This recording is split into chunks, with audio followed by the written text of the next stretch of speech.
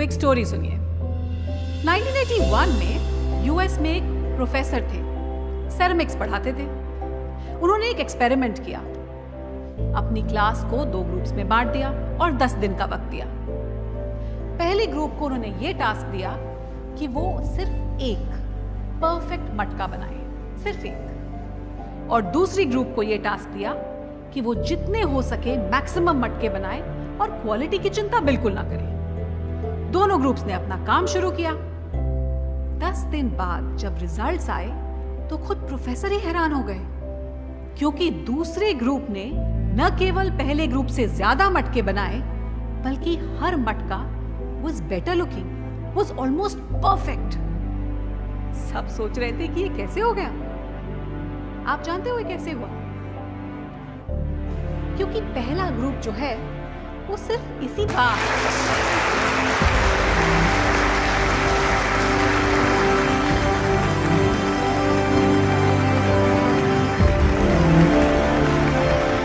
के साथ मैं आपको कहूंगी all the best, don't give up.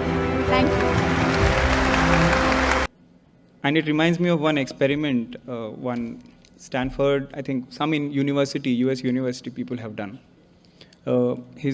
It's a ceramics teacher, and he has divided his class into 2 groups. For the first group, he has given the target of, I'll give you 10 days time. You make as many pots as possible. It doesn't matter what the quality is, you make as many pots as possible.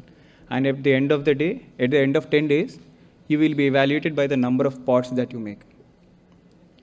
And the second group, the second half, was told that I'll give you 10 days time, just make 1 pot, but it should be the perfect pot. You take all your time and you will be evaluated on the quality of that pot. And this experiment has been repeated over and over at many instances. And at the end of 10 days, the ceramics teacher just found the inevitable conclusion, only one conclusion. The result was that the first group made a better looking and perfect pot compared to the second group. And he immediately understood why. Because the first group were busy making and failing and learning, they would understand and then keep improving. Whereas the second group was just thinking of making that perfect pot, and when they finally made it, it was not anywhere close to the first group.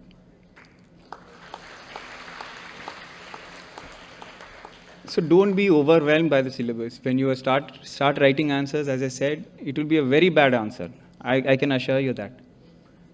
But it's important that you write those answers. Only then you keep consistently improving. And these failures and these struggles will definitely be part of your journey, whether you do it in your first attempt or 5th attempt like me.